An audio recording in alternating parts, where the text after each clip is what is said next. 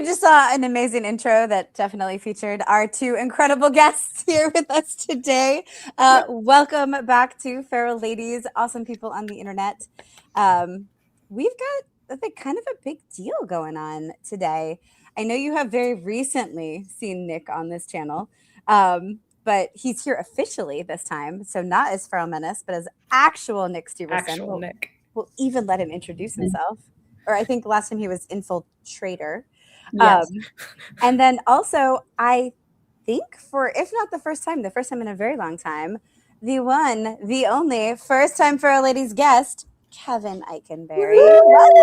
How have you never been on here before, Ike? What the hell? No right? idea. Just avoiding us. I don't know. Yeah. Oh, no. Busy. Too much of a big deal. Yeah. Doing all the things. Head down writing. Right? Yep. Yeah. Yep. And, working and writing multiple series and speaking at multiple conferences and, Yep. being Awesome. Teaching people how to write. Yeah, teaching other people how to write. All right, cool. Well, so we are going to do official introductions, not just like chaotic excitement, but also chaotic excitement. And I am coming to you from a very themed location. I am in an undisclosed location that is literally owned by the president of the Merc Guild, the 4-H-U fan club. So topical and exciting, I think, for this day. And I am Marisa Wolf. So here I am. I will be talking to you throughout this. Let's have our guests introduce ourselves, and then we'll do Kacey and Marisa. Yeah. They're both muted because we have echoes, but it's fine. All right, I'll go first. Hey, everybody, I'm Kevin Ikenberry. I write military science fiction. I'm one of the core authors of the Four Horsemen universe. I'm also the author of the Buzzer War series and a couple of other different things. Yeah, happy to be on the Feral Ladies for the first time. It's crazy. I know. Goodness. I can't believe we got through this long without you. Yeah. I'm sorry. Yeah. So I'm Nick Steverson. I guess I'm a menace on here, but every now and then I write science fiction, adventure science fiction with a cinematic feel to it. That's the best way I can describe my writing. Yeah. So, Love it. Frequent guest, little brother / evil twin of the channel. Yep. Statement. And I mean, this checks out actually, because Ike is basically like the communal Feral Ladies big brother, right? 100%. So it's like a whole family thing tonight. I love it. I feel like we should do the Brady Bunch pointing. I should like rearrange the pictures. Yeah. Oh. That's right. Yeah. Who's our nanny? Anyway, Kacey, go ahead. Introduce yourself. Hi, I'm Kacey Zell. I write emotionally charged adventure, fantasy, and science fiction. And as of Monday of the week that we're recording this, I am once again an EMS helicopter pilot. So that's why I'm not in my office, because I no longer own that office. I am coming to you from a hotel room at my training location. So undisclosed locations all around for that's various right. amazing. Melissa. I was wearing my helmet earlier. You guys missed it. Sorry. It was amazing. I did ask her, friends, family, countrymen, I did ask her to keep it on for the whole show, but no, she did not. hey, for the internet, for the right price, I'll just close locations. Just You'll disclose not location. a big deal. They won't know until they know. Do you even know where I am, though? I don't think you know, do you? I do. I know. Mike does. I can figure it out. It's fine. Oh my gosh. All right, I am Melissa Olthoff. I write sci-fi and fantasy, and I always sneak in romance because I write what I love to read. And unfortunately, I am not in an undisclosed location. I am still in Memphis. Hooray. Hooray. I know where that's at too. Yes, you do. Well, yes. Multiple people on this call have been to that house. Yeah, I was there, like 3 weeks ago, 2 weeks ago. Rub it in, girl, please. Yeah. Yeah, I know. Rubbing it in. Yeah, it's fine. Speaking of pain and suffering, hey, I feel that the week that this comes out, I am echoing again. Sorry, guys. I feel like the week that this comes out, there is something that's happening, and I believe it is a book release. So it'll be coming out just a couple of days after you are watching this, hopefully with us on the internet. What could that release be? A Rae of Sunshine. I don't know. What? That could be it. Who wrote that book? Nick? Ike did. You guys, tell us about your book. Tell us the book. What's up? No, we worked this together. This is the culmination of like 4 years of plans. Yeah. Going all the way back to one of the factory cons out in Coinjock, North Carolina. And Nick and I sat with John Osborne, Jason Cordova, and a couple of other people, and just kind of mapped out where the ending story of all this was for essentially like the Peacemaker storyline. And yeah, it's wild that it's finally kind of coming to fruition. But Nick took the lead on this book. It was kind of his idea in the first place. Excuse me. The character Rayleigh Riley was actually Nick's character. So Nick, take it away for a minute. I wouldn't say she was my character. She's our character. You sent me a text of a picture in a bar, and Rayleigh was born. And then I immediately sent Chris Kennedy a text for my short story. I was like, I need to add a paragraph to the end of that before you print it. Is that cool? Yeah, that sounds like that. It's the Irish pub that's in Chicago Midway Terminal at the airport. It's Riley's daughter. And I went there. I was traveling with somebody. I think I was traveling with Mark Stallings to a con. And we came around the corner. I saw that. I took a picture and sent it to Nick. And that was it. Yeah. She was born. There she is. So she had to go into the story field promotion years ago for this to get rolling. And I think FactoryCon happened after that, and then we sat down and started talking. And at the time, I was writing what is Heads Will Roll now, but was Honey Badger, and it was just going to be a gritty bounty hunter lopping heads off. I mean, it kind of still is, but it's got a bigger picture to it. You know what I'm saying? And it involved everybody and went to rolling, and then Armath came into the whole deal. I'm not going to say a whole lot about it because some people haven't made it to that yet. Yeah. But it turned into something bigger, and it took me 4 years to write that book, and it took us 4 years to get to A Rae of Sunshine. But I think in the end, it was all worth it. I think the way it came out was pretty perfect, and the timing was perfect for everything. Yeah, I'm still amazed at how the timing for all the different closure lines kind of came through. And then the book I did with James Fox to kind of set this off as far as the last of the Peacemaker stories ended up being delayed a little bit. So it actually worked in really well for Nick and I to put this story together. It really did. And we were able to take those events and intertwine them into A Rae of Sunshine, and the readers will see why those scenes with certain characters in Beggar matter in A Rae of Sunshine. And there's even a few inserts in Heads Will Roll, certain lines of dialogue that are important. So, and they reach all the way back to the work that Jason Cordova did. I mean, this is literally going back about 6-8 years in the Four Horsemen universe to kind of tie all this together. Yeah. So if people are not, so if folks are new to the Feral Ladies or new to the 4-HU, how can we introduce the 4-HU? All right. So not too long from now in our current timeline, aliens visit Earth and cause a massive shitstorm, essentially. And what ends up happening is humanity's brought into this galactic union. And as a result of our prowess at warfare, we are actually one of the mercenary races. And so we're allowed to create mercenary units. And so we create 100 units, and they go out into the galaxy and for their first iterations of missions, and only 4 of them return. And all of them have a horseman in their original squadron heritage emblems and insignia. And so they become known as the 4 Horsemen. And so that's kind of where the universe started with Chris Kennedy and Mark Wandry as the creators. Mark wrote the first book and the third book. Chris wrote number 2 and number 4. And then they wrote they actually asked for an anthology for the 5th book. And that was how I was brought into the universe. I think, Kacey, you may have been brought into the universe on that one as well. And then it just kind of blew up from there, which the universe is now at over 110 books. over the last, it's almost close to 10 years, which is just mind blowing that all this happened. The series took off. We have fans basically on almost every continent, it seems like. They've been represented at numerous conventions and shows worldwide, which has just been really pretty fantastic. So it is a large shared universe that has it really took on a mind of its own, and it got so big that it was a concern that how are we going to kind of close it all off.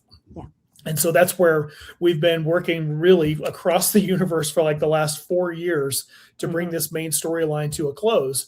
And the best part about that is that we're tying off this main storyline, but we are literally leaving breadcrumbs for other people, and maybe us included, to pick up the universe and continue to run with it, which is going to be really pretty cool. Yeah. That's a great So you mentioned being a core author. So within the Four Horsemen universe, there are 6 of us, 6 core authors, right? So it's Mark Wandry, Chris Kennedy, who created the series together. And then it's Ike, me, Marisa, and John Osborne. And what's been so fascinating to me about the process of closing out these these initial storylines is the ways in which all of us, but particularly you, Ike, have had hands in so many different stories. And like, I because you and I worked with Shady to tie up that corner of the universe. Marisa worked with Chris to tie up her corner, the corner of the universe with Colby's Killers and a couple of other things I won't mention for spoilerific reasons. And now here you are again working with Nick to cap off that piece. And then I think you're also working with you just said his name and I'm blanking on it. But I wrote with James Fox. I wrote with Kevin Steverson. I wrote with Quincy Allen. So yeah. So how was that like in terms of like finishing it out? How was it to have perspective on all of those different storylines? Well, I'll be honest, it was pretty difficult because there's so many pieces to it. And so there was going back off the bookshelf and looking at the ending of several books and just trying to make sure that we were hitting all the right marks, trying to make sure that we were touching all the right things and closing off the storylines that matter. There's some storylines that are still open at the end of this. And I think that fits well into the continuation of the 4HU in whatever form it takes. So it was just it was fun to be able to, I created characters with historical mythology. I created characters that were dealing with things in the present. And now I'm dealing with characters that may have a potential future, which is pretty cool. It was really difficult though to kind of keep all that together. And it was, through the help with Nick, again, Jason Cordova, Chris Kennedy, Mark Wandry, Kacey, Marisa, both of you helping, at certain points during time have, hey, can we do this sort of a thing? It was a lot of fun to be able to put it all together. And even now, I was talking with Chris Kennedy not long ago via chat, and it's just crazy that we've been able to really kind of pull things together the way that we have. That's Kacey. She'll get back. One thing, issues, apparently. I know the internet is being real special on this undisclosed day. One thing, if you are a reader and you just heard 110 books and your brain went, what do I do? Please know there are reading orders that you can peruse. There are different storylines that you can hit independently to kind of build your way in. There are different on ramps throughout the way. Like you don't have to start at book 1. You probably want to because it's really fun. But there are a bunch of places that you can go in. There are a bunch of things on chriskennedypublishing.com that you can check out that will tell you where to jump in. So please do not hear 110 books and go, no, thank you. Hear 110 books and go, oh, it's a choose my own adventure situation. And also coming to a very thoughtful end, like Ike was saying. So it can go on forever, but that main storyline promises have been made to readers, and those are getting paid off book by book. And you just heard Ike talk a little bit about how he went back to make sure those are going back as they need to close us off. I'm sure super cheerfully. Like when you hear Kevin Ikenberry and Nick Steverson writing a book together, I'm sure you're thinking, oh, this is going to be puppies and rainbows and joy and happiness all the way through. Yeah. Very cozy. Oh, it's not puppies and joy all the way through, but the ending's going to get you. Yeah. I think Nick and I wrapped it up pretty well with some of the things that we did there. There's a few scenes where it's kind of like, yeah, we did good right there. Yeah, We did real good right there. that's awesome. That is awesome. What I wish is we could talk about it right now. Give it 3 I know. months and then we can actually talk about it. But yeah, it's there's a few really hard hitting scenes in that book, and I mean hard. Yeah. Not just gory and gritty, but like actual gut No, punch. like Yeah. not my typical what you would expect from me. You've done Yeah. some gut punching in your day, Nick. Excuse you. Yeah. No. You have made me cry more than once, and not because you were being mean or There it is. gross. It is 100% a Nick version of "Damn it, Kevin," because you Mhm. sir, are really good at the gut punch too. Mm-hmm. Yeah, we do the damn it's a few times. I expected nothing less. There was Right. one scene I was like, okay, this is good. It's getting to me. It's going to get to Ike. Well, Ike comes in and adds to it, and I was immediately like, fuck. I came in off the top rope on that one. Yeah, Mm-hmm. it was great. Might be better without spoilers. Kacey, we were just talking about how cheerful and happy this book is. Oh yeah. And I then mean, it's found right there out in the title. it's right in the title, right? It's a Ray of Sunshine. Ray of And then we find out, as all the best emotional scenes do, that our co-authors messed with each other in building the emotions of these scenes. That's perfect. So you're all Yeah. caught up. All caught up. Yeah. Yeah. Yeah. Sorry. Hotel internet decided to be wonky. Yeah. As but as Chris Kennedy has already pointed out in his interview with Rob Howell, I didn't back off the body count at all. I mean, I don't I'm think the three of anyone you are I'm the- never really going to back expected you off the to. body count. yeah, like I can't even make a joke about it. Like it's just so, that's Right. just how it is there. Do you want to give, I know you can't give spoilers, and of course do not give away those hard-hitting scenes, but you want to give kind of the overview of what people can expect from Ray of Sunshine? Big sigh. It's in the title. I mean, So shine. So very shine.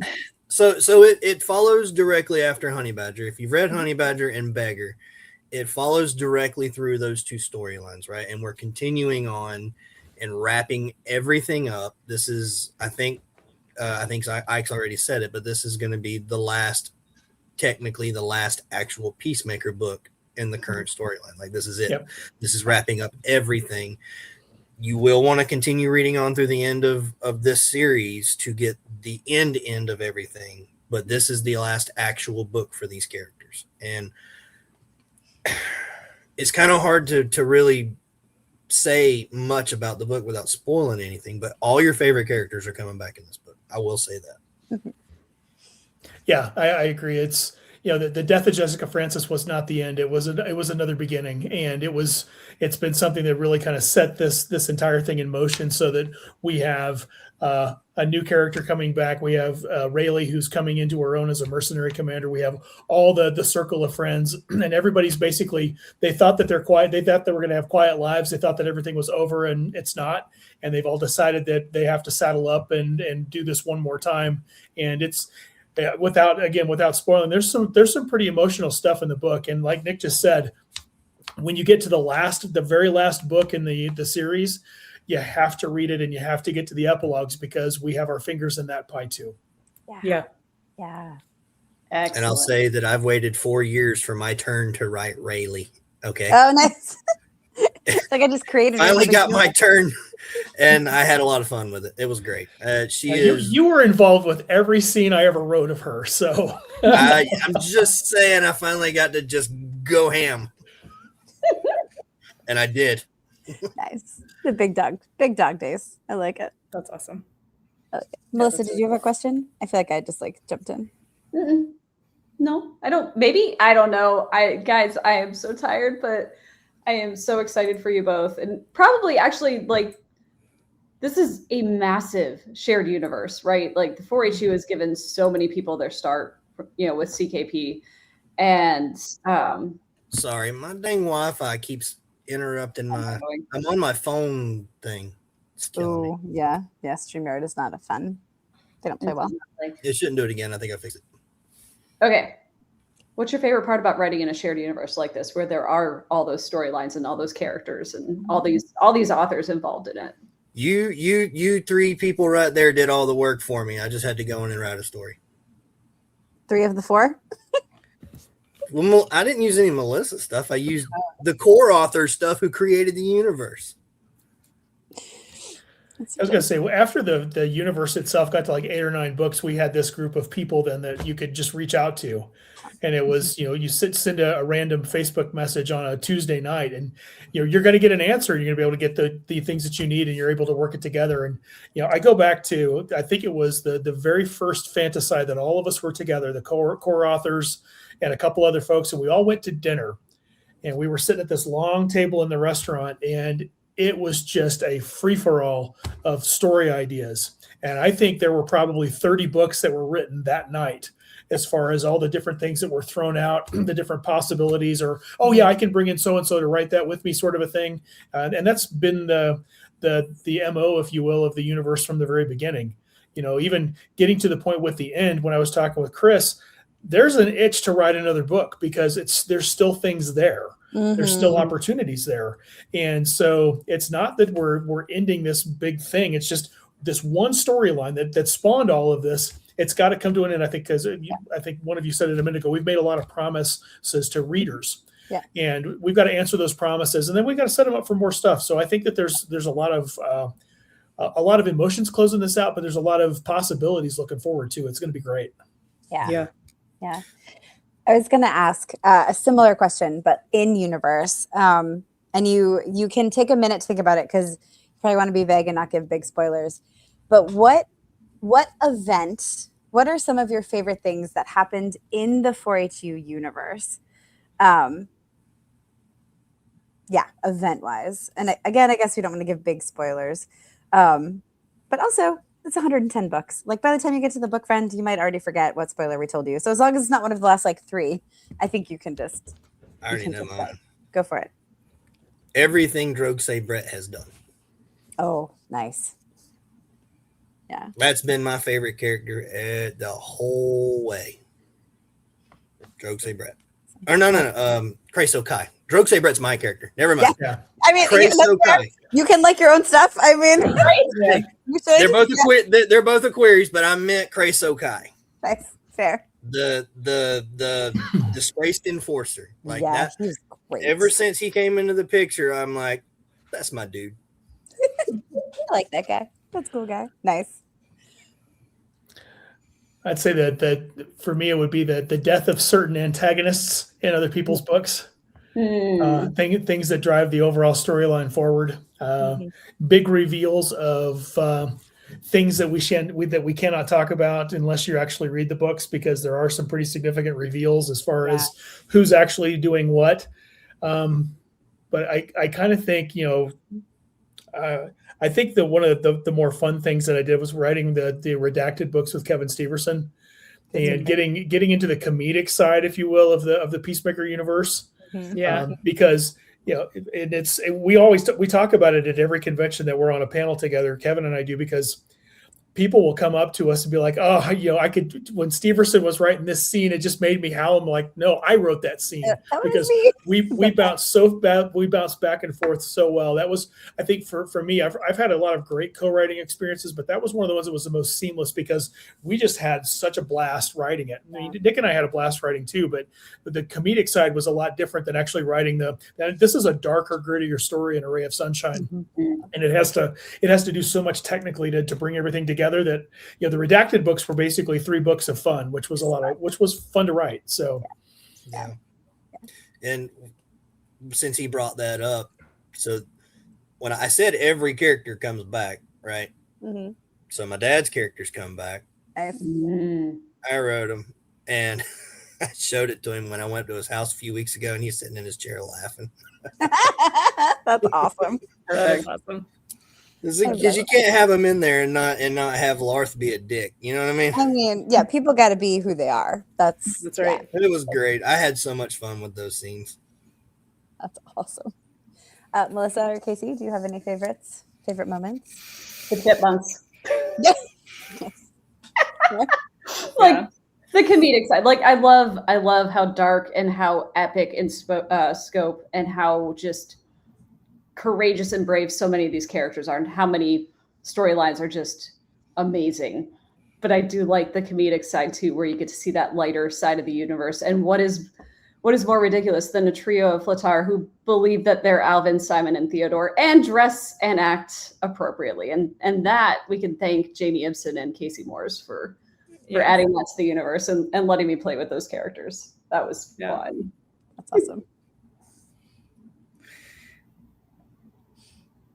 They get to be microwave dinners. I think my favorite event, and this is maybe a little cheap because it's ours, it's Marisa's and mine. But my favorite event is the one that goes with the phrase, it is better to die free than to live a slave. Writing that was, we knew what we were doing. Mm-hmm. We knew what we were doing with that one. Yeah. And kind of along those same lines, like anytime I get to write a Depic just being a sociopath, it's super fun. I will tell you, I just in the damn it Kevin vein of today, I woke up this morning to a message from an amazing reader who I adore, who was like, you know what, damn you and damn Kacey. And I was like, hi. You didn't tell me about this. It just happened. I woke up this morning and we were just now talking. Kacey's finding out now on this recording. And I was like, it was Kelly. And I was like, hi. And she's like, I'm reading Hunter again. It doesn't matter how many times I read it. I am crying while I'm typing this to you. And I was like, I love you. And we love them. Yeah, that's funny. It's really funny you brought that up because that was a great message. That is funny. That's awesome. Thanks, Kelly. Damn Kacey. Yeah, so great. I would say, so like out of universe, like everything Kevin said about getting to write with these amazing people. Yeah. And then also these like incredibly passionate readers, like some who have been here since book one, some who came in along the way, some who have just, we have a reader who right now has just read like 75 of the books in the last month or so. And I'm getting little updates from him here and there about what he is enjoying and not. I hope he's in the chat right now. And like, I just, it's an incredible thing. And one of the things I love the most in universe is when I'm reading a book and I like become the Leonardo DiCaprio meme where I'm like, that guy, oh my God, that's that guy. Or it's a thing I knew was going to get revealed because I get to know secrets. But getting to see how it was revealed, like who's in control of certain things. So cool. Some of my favorites. Yeah. Like anything that makes me shriek out loud, even if I knew it was coming. Like I don't know. I love that. I love that about the 4HU. And I love that you can have it in a funny way. You can have it in a rip your heart out sort of way. You can have it in a, I have followed Jessica Francis for her entire goddamn career and now I'm watching her die. Cool, that's fine. Like you can, it is so many different ways that you can watch these things play out in the 4HU. And I love that because it feels like a real universe where you have all of these things all the time coexisting. So I want to add one more too, just from a writer's perspective.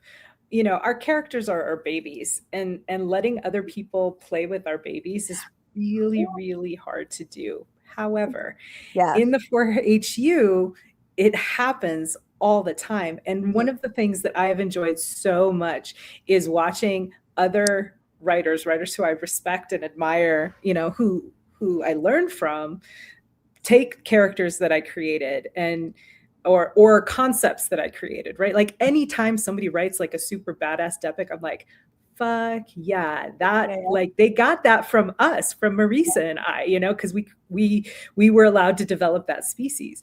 And it's just so much fun to see what other people can do with my toys, I guess. Yeah. You know what I mean? Getting trusted. Yeah, getting trusted. There are toys, comrade, really. But that's that. Getting trusted, like, let us borrow Jessica for a whole book. Yeah.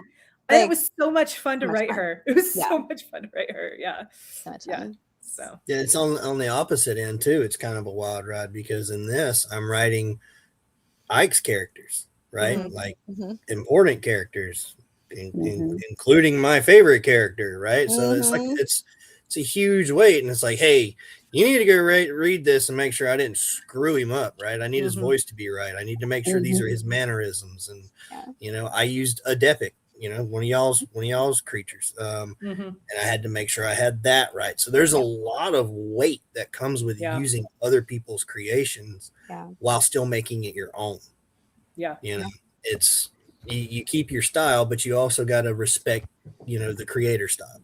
Yeah. Yeah. So, and then that goes true with any universe. If you write within a universe, you got to make sure you keep it to the universe creator's, vision of what it should be. Yeah. Yeah. So there's a lot of weight that comes with both sides, and it's a lot of fun to find that balance. But when you find it, there's no end. It just keeps going, and 4-H is a perfect example of that. It really is, because on the other side of that coin, like there are the 4-H as a whole is so multifaceted, right? Like Ike was just talking about the redacted books. Nick, you and Melissa wrote the Hyenas books. Like those are straight up comedy, hilarious. And it's not that they don't have deeper themes, they do, but they're just really, really funny. And then, Ike and I, back in, what was it, February, that Companions in Anguish came out. That was also 4-H, also a co-write. Amazing job by David Shadoin, who was the lead writer on that book. But that's like a totally different kind of story. It's not even really mill sci-fi. I mean, it's got mill sci-fi shading to it, but really it's a noir detective story set in the 4-H, and kind of like a little bit of a buddy cop story too, when you think about it, and so that's one of the things that I also love about shared universes, when they get to be this big, and when you have the great synergy between all of the different writers, is that you can explore multitudes, so. Sorry, I don't mean to take over the discussion.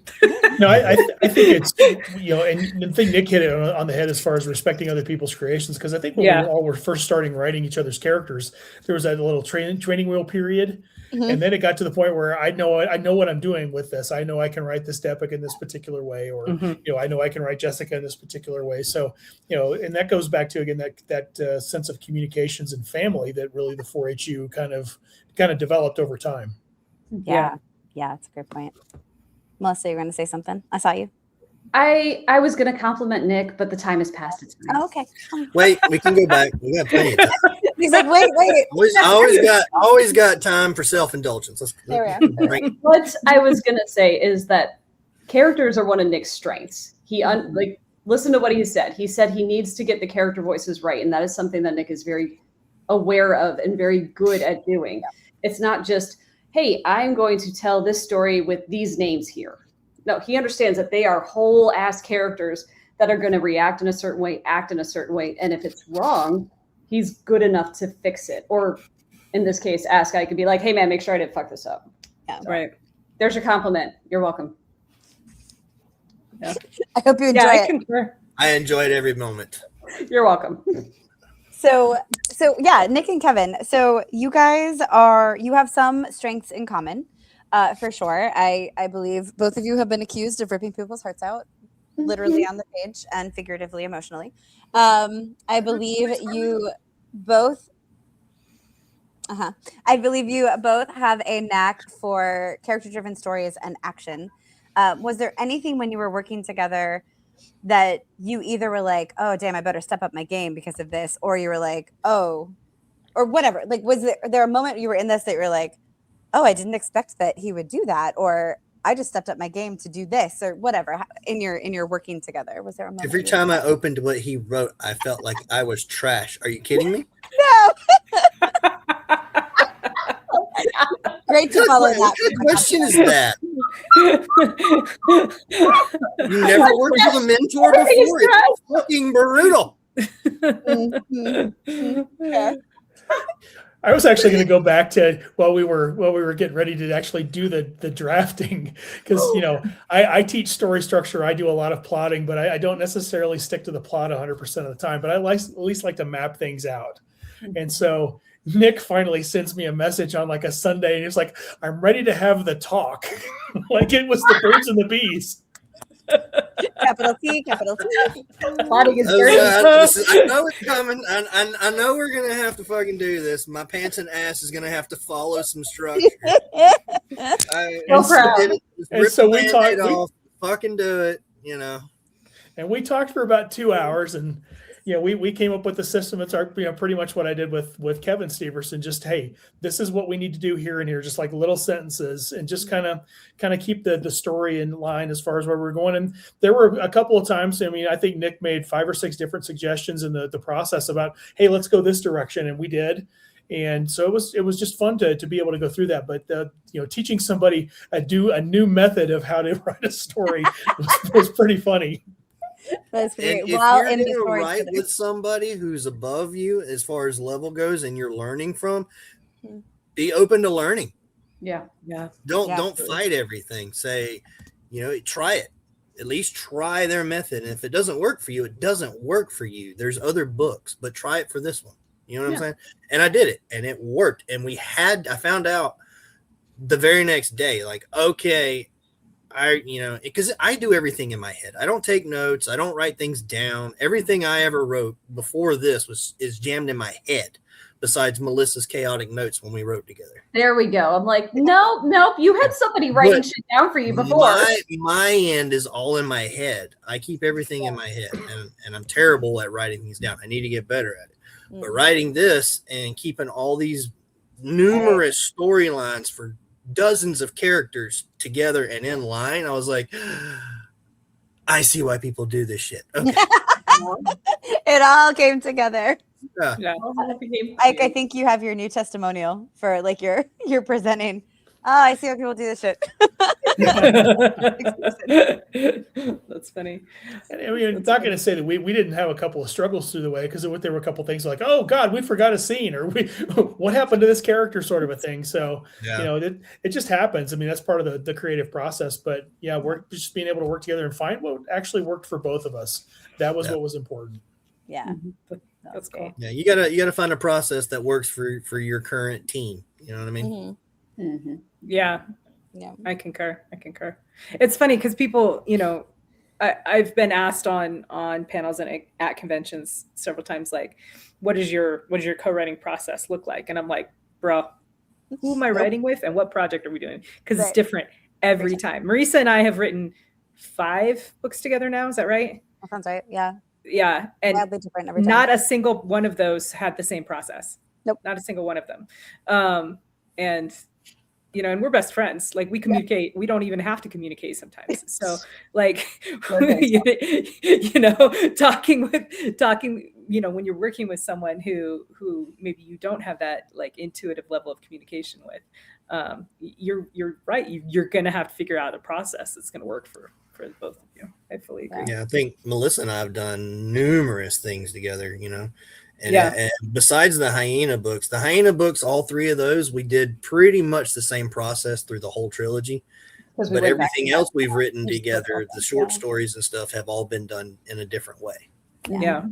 It just depends on the story, and it depends on the characters. Because we wrote specific stories where she wrote this point of view and I wrote this point of view. And when we crammed the narrative together and kept the characters separate, but we did it on purpose, kind of like when you and I wrote No Extradition. So yeah. And Nick can say that we didn't like have an outline or something, but everything I write, I use Ike's 7-point story structure to at least get me started, and then I add my chaos notes into the right places. So that's been my process since I first heard Ike teaching about it. Like, I've just adapted it to my level of chaos. Yeah. You're gonna say, Ike? I was going to say, I think it also means a lot with the writers that we choose to work with too. Yeah. You know, when we choose to work with somebody, we know what we're getting into in a way. And, I'll give an example. Marisa and I were asked to write a story together a long time ago, and Marisa and I have never written together. Nope. And it finally came out, the last part of last year of, hey, we need to get the story done. It's time. And, we talked a little bit about what we wanted to do and what the theme was. And then I went for a walk and had this idea. So I kind of dictated some notes, and I came back and wrote up the scene, and I sent it to Marisa, and she's like, okay. And just that was it. That's all we needed to do. And then, I think the story flew out in like 4 days. Yeah. So It was a really good story. It was a really good story. Thank you. When you choose to work with somebody, you know what you're getting into. And I think, one of the things we talk about, I just did this at a writing conference I was teaching at this last weekend, is, when you're going into a co-writing agreement, a co-writing situation, there's a lot of people that ask you you should do a co-writing agreement. I disagree. I think the co-writing agreement kind of comes down to, if I'm choosing to work with someone, and there's a short list of people I will work with without any type of iteration of any type of agreement or questionnaire of who's going to do what. And I think that comes back to a level of trust and professionalism, and whether or not you just like somebody. If you like somebody, you can work with them. And if somebody comes up to you and says, hey, I really want to work with you, that's when you kind of have to evaluate if this is somebody that you want to work with. And, I've been fortunate that everybody I've written with so far in my career, there have all been people I've wanted to write with, and they've all been great experiences.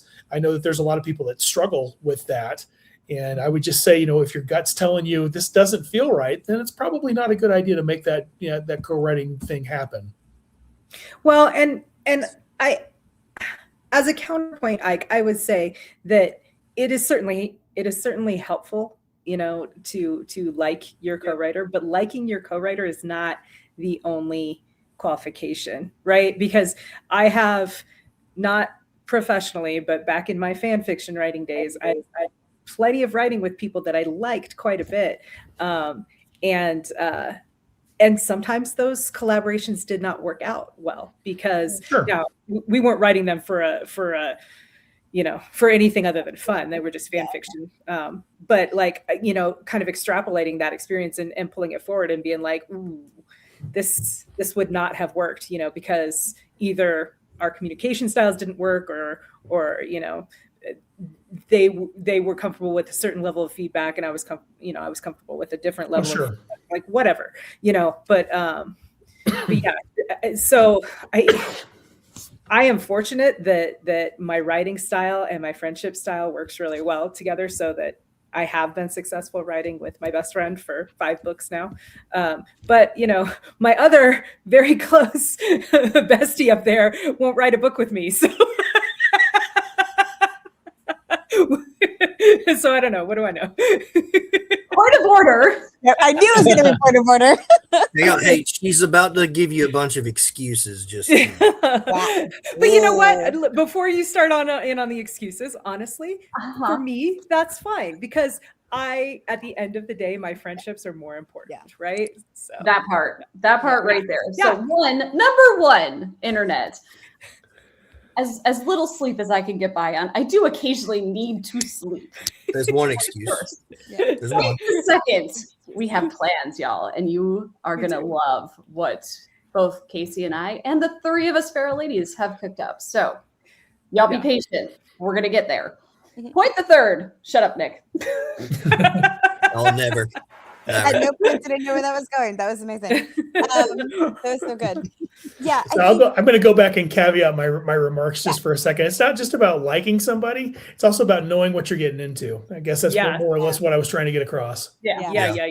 I agree with that very much. Yeah. I will say that personally, I'm not going to write with somebody I don't like. Sure. Yeah. Just not. There are times when publishers are wanting you to write with certain people. Yeah. And I don't know. I don't particularly care for that. I want to choose my co-author, period. Yeah. Or have them choose me. Yeah. I mean, I choose you. I choose you. I have been. That's exactly what popped into my head. Thank you. I have been incredibly lucky with every single person I've ever written with, like incredibly. And so to Ike's point, I don't want to break that streak. It has gone so well that I can be such a proponent of co-writing and just say, like, really, it's about communication. So I will say, like, yeah, you can be professional with people, but like, if you don't like talking to them and therefore are going to put off that communication or put off like addressing something up front if it's not working, or are going to like just like head down and write, like, that's probably not going to be your best work. Well, the thing, if you're trying to create with somebody you don't like, to be creative, you have to let your walls down, right? And if you don't like somebody and you've got suspicions or anything going on, your defenses are going to be up, and you can't work like that. Yeah. But again, I've been so incredibly lucky. And I've written with almost everybody on this call. Certain little brothers are dodging me, but it's okay. We did a whole fucking anthology together. We did. We co-edited. We wrote the hotel manager together. Okay, you're right. All right, then I've written with everyone on this call because I'm awesome. No, I was gonna call it the co-editing actually, because that was a different kind. Like, that could have been a different kind of hard, because you're having to align on other people's stories, and that was actually so much fun. And again, it comes down to the communication. So like, you can caveat and you can explain and you can whatever, but like, ultimately you have to be able to communicate with the person you're working with. So with that said, with this book that's coming out in like 3 days from this video, what was the best way that you guys found to communicate with each other? Was it just like, we're just going to go in and tag in the document? Was it long calls? Was it voice notes? What was the jam? We say we texted and we called. I mean, more than anything else, we had notes in the manuscript with basically it was like, hey, fix this, or hey, look at this. But most of the time it was by text message or by, phone calls. Mm-hmm. Nice. And cool. Melissa and I did the same thing. It was mostly text messages. I feel like everybody I've written with, I do a lot of text messaging because I can go back through text messages. They're essentially notes. So maybe I'm a liar and I'm lying to myself. I take notes. You've always notes. There've always been notes. Yeah. Secret notes. Did we text Nick? I can't remember. Did we text? Yeah. On No Extradition? Yeah. Okay. That's how me and you actually eventually gave each other, because we've known each other for years, never had each other's phone number until we did that. Oh, that's right. That's right. Yeah. Yeah, I guess that's true. We always talked on Facebook. Yeah. That's funny. I do love the leaving comments. So after Ike and I had the first conversation where we kind of like knocked it out and felt pretty great about the story, we're just like leaving comments for each other in the doc, and it was pretty great. Especially, I think I screenshotted it. I got one from Ike that was just like, nice. And I was like, hell yeah. That always feels so good. Right? Yeah. When your co-author's like, yeah. And you're like, yeah. I mean, I sent Ike Heads Will Roll, and I remember one particular comment, and it was, the timing on this was spectacular. And I'm like, yeah. I saw that. I remember that. Okay. Yeah. Damn. Full That's quote, awesome. right? Thank you so much. I mean, I do think one of my favorite co-author comments of all time, well, there are two. There's one when Chris Kennedy said something that was like, well, I didn't expect you to get it so dusty in here. God damn, I got to step up my game. And I was like, oh, I love it. Thank you. And one was when Kacey just sent me, you bitch. Pretty great. Because Kacey is forever the mistress of the gut punch and has made me tear up and or cry through fan fiction and publication and everything else. And there was a scene in Hunter, and y'all, this is like the one time this worked for me, where I had an idea right before I went to bed. And I was like, I'll remember it. And then I was like, what if I don't remember it though? So I like grabbed the Post-it note, I scribble. It was barely legible the next day, but I wrote the scene in like, I don't know, 15 minutes. And if you've read Hunter, it was the first individual scene with Estek and Tamir, involving, I believe, the first on-page redemption of a Depik favor token.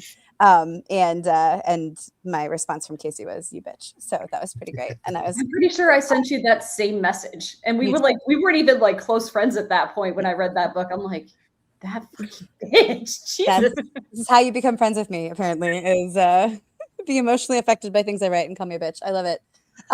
Point of order, we were friends first. Oh yeah, of course. I was saying for Melissa. Sure. I mean, yeah, that's why we're writing the book together. Casey's just like, you want a writing career? Let's fucking go. So I'm here for it. Okay, so we've talked co-authors, we've talked not spoiler, gut punch things to be ready for. What would you say? What would be the ideal reading experience for a reader? Like if they were to curl up with this book or take it on the subway, like where would be the right place to read A Ray of Sunshine? How would you set the stage? Oh my God, the look on Ike's face. I was going to say probably like inside a cage match. Yeah, that's pretty perfect. I mean, there's a lot of stuff that happens. It's not the violent fight. Here's the things that we got to do, but there's a whole lot of there's a whole lot of violence. It's a sold out Madison Square Garden UFC main event. That's what. Hell yeah! Nice. Hell Nice. yeah! I love it. I love it. What's the announcer's catchphrase? No, you don't have to answer that. The stripper, the steel chair. Here comes the query. Amazing.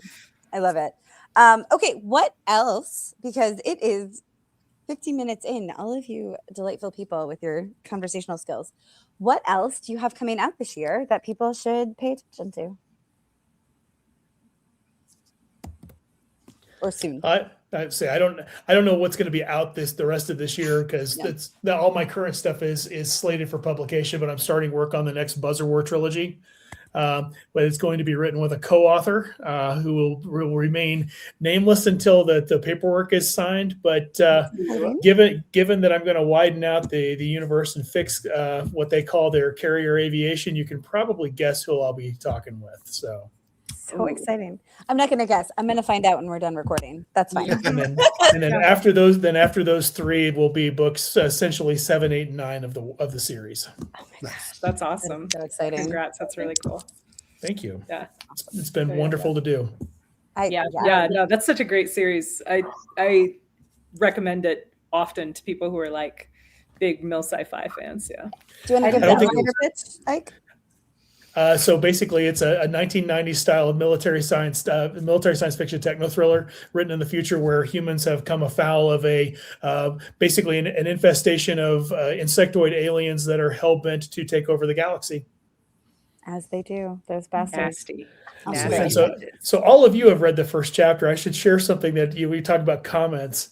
So when I first turned it into Athon Books, the comment I got from the editor about the first chapter was, "Oh my God, you have children."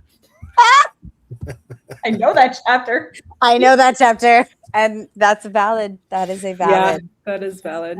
That is Nice. valid. At that point, I was like, "Okay, you're going to be good along for the ride here, man. Yep, It's going to be a great time." Welcome. Yeah. Yes. Yeah. Awesome. Get in the tank. Yeah, I remember sitting, I think it was at MarsCon when Ike had his reading and he read that first chapter.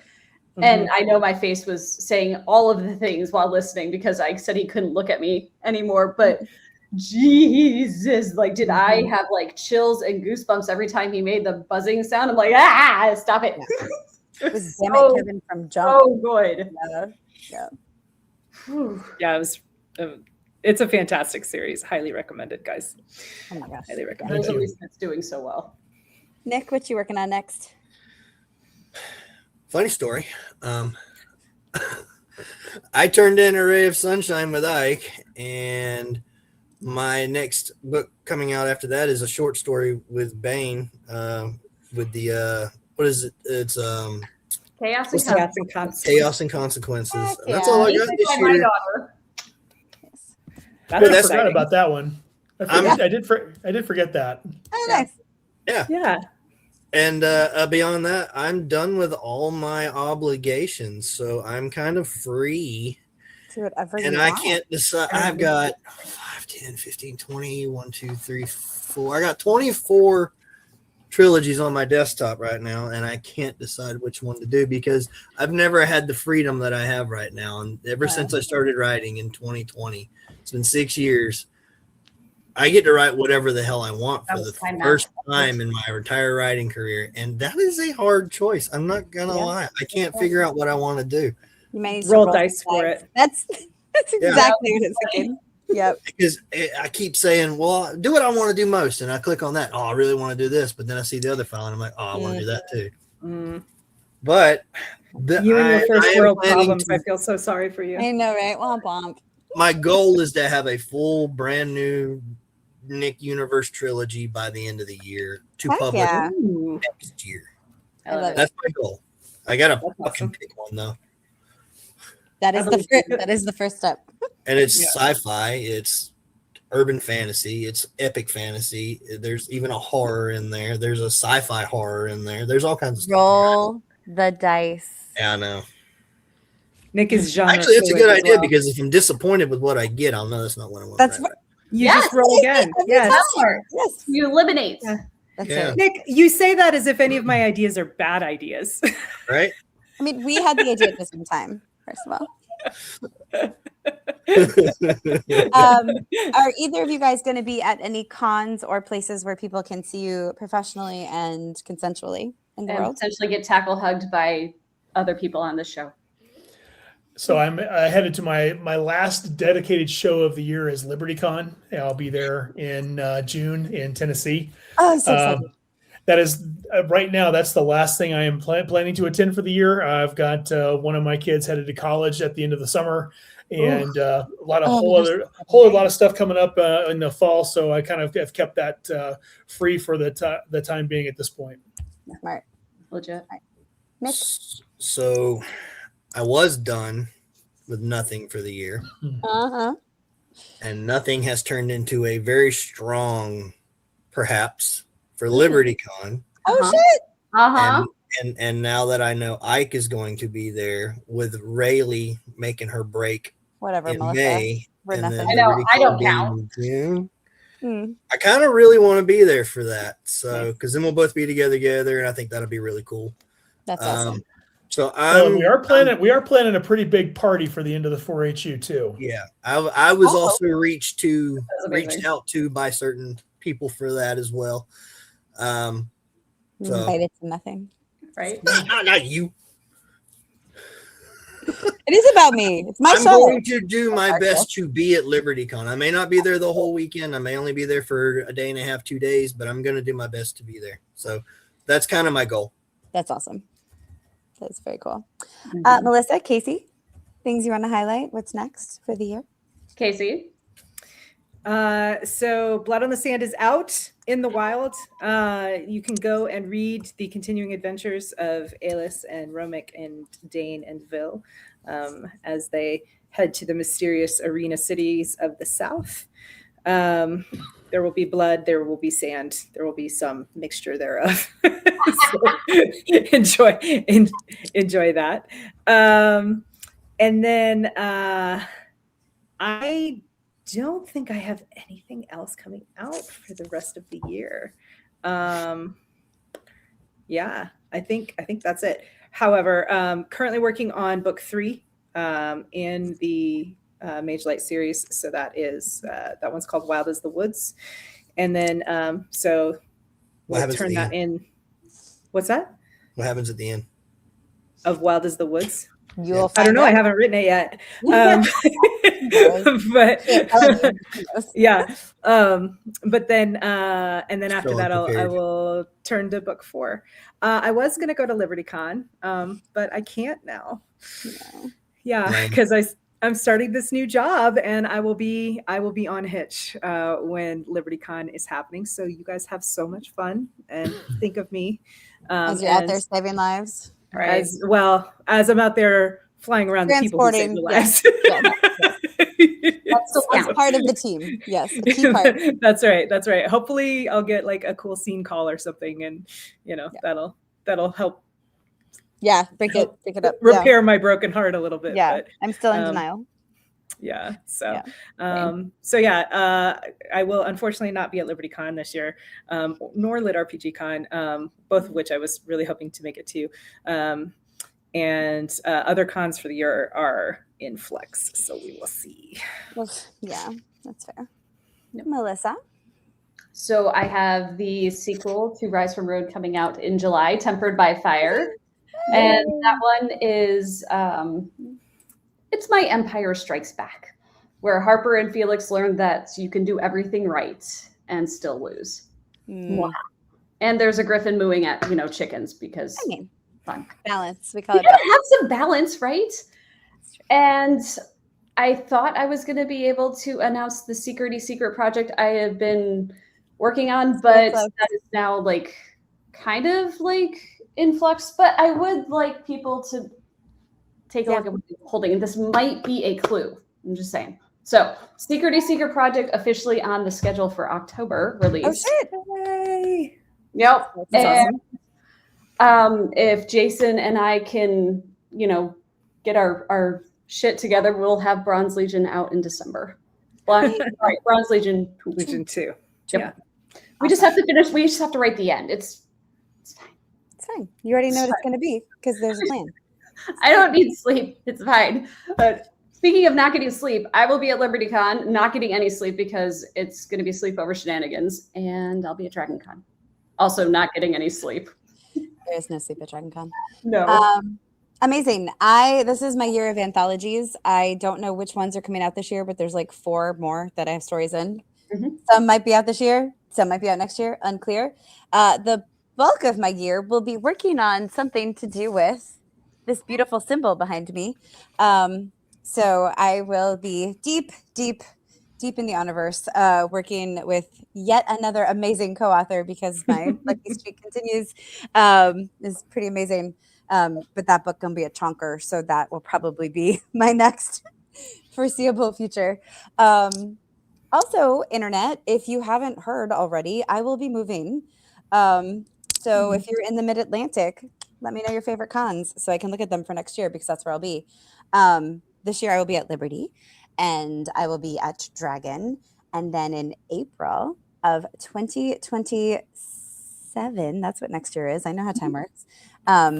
You should see about coming to Virginia Beach, which may or may not be an disclosed location. And you should come hang out with us at FLSCon, which technically stands for Fantasy Literary Society, but unofficially for 2027 is going to stand for Feral Lady Shenanigans. So, so you should I'm not come. working that week, just so Right? you guys know. I should be there. Yes, I plan on being there. The Feral Ladies will be there. A lot of cool kids will be there. They just announced one of their Lit RPG featured guests, which is very exciting. This guy you may have heard of, David Weber, is going to be the sci-fi guest of honor. And this chick that you're listening to talk right now is going to be the mistress of ceremonies.